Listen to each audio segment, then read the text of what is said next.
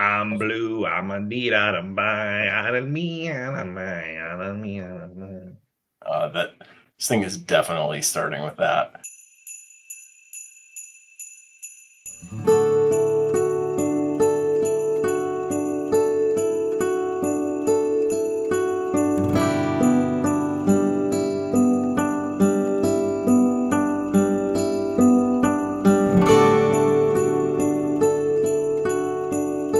Hello, everybody, and welcome to day 20. Yes, it is. 20? It's day 20, folks. Yes, it is. It's day 20. And we are on the 20th beer. We have hit the 20s in the number of beers we've had out of the Three Cellars Advent calendar this year in 2024.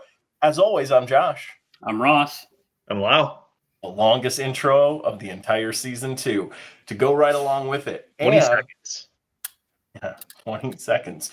And we are going to drink a special beer from a brewery out of North Dakota tonight. This brewery is called Drekker Brewing Company. And we have a beer that is so perfect. I am so excited. Ross, why don't you tell us about this beer, actually? I'll tell you exactly what it is. It's called SMOL, Little Fruit Sour. It's Blue Razz. And its gimmicks are blueberry and raspberry. And as I've made perfect clear on this channel, I hate blueberry. I'm not overly excited for this. Do you like raspberries, though? I do like raspberry. Mm-hmm. Okay. But I don't know. We'll see. If this beer doesn't pour blue, I'm taking a half point off.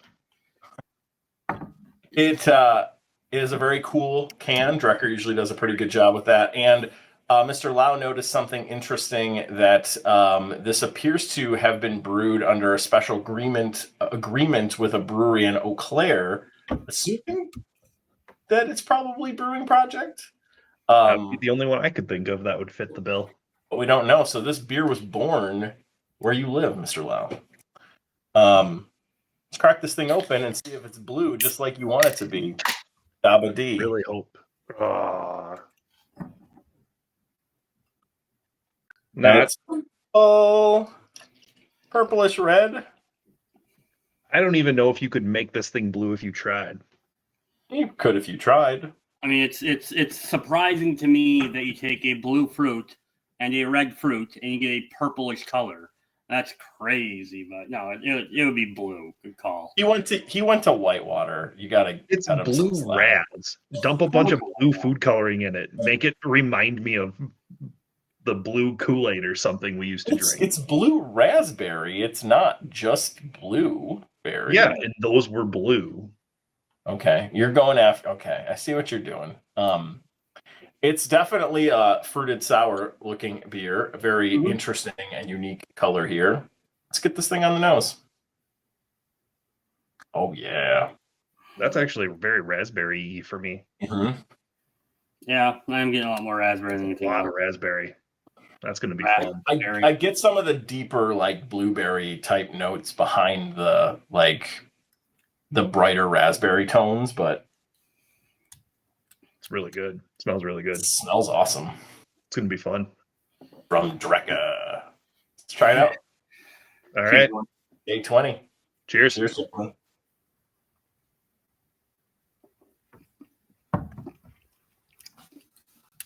it's so sweet. Oh God, it tastes like blue Razz. That's amazing.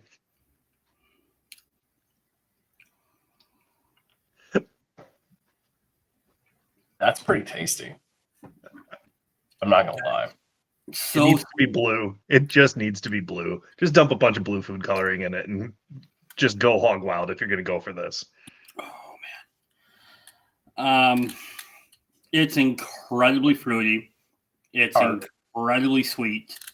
And it's got a good amount of tartness. At least I'm getting a good amount of tartness to it as well, which is surprising considering how fruity it is. I could see why people would like this beer. I'll say that. And you're not one of those people? I don't know yet. I'm still trying, but here's one of my favorite. So let me describe this beer first. It's very tart. Like Ross said, it's very tart. Up front, it's like boom, tart, but it's a really, really nice raspberry, blueberry note up front. It's sour, but it's not like undrinkably sour. Like I've had sours before where it's like, oh, like pucker factor. Like this isn't that. I would say it's closing in on that potentially with the level of tartness, but in my opinion, it's very drinkably tart. And it just tastes really good. Like here's my take. One of the funnest things about doing this advent calendar every single year is you get this crazy mix of like hoppy beers, IPAs. You know, we've had lagers, we've had pilsners, we've had stouts, we've had stuff all over the place, and then you throw something like this in there and it's just like a totally different experience, and it's super fun. And I think it actually makes me appreciate this beer even more because it's just so different than the other stuff we've been drinking.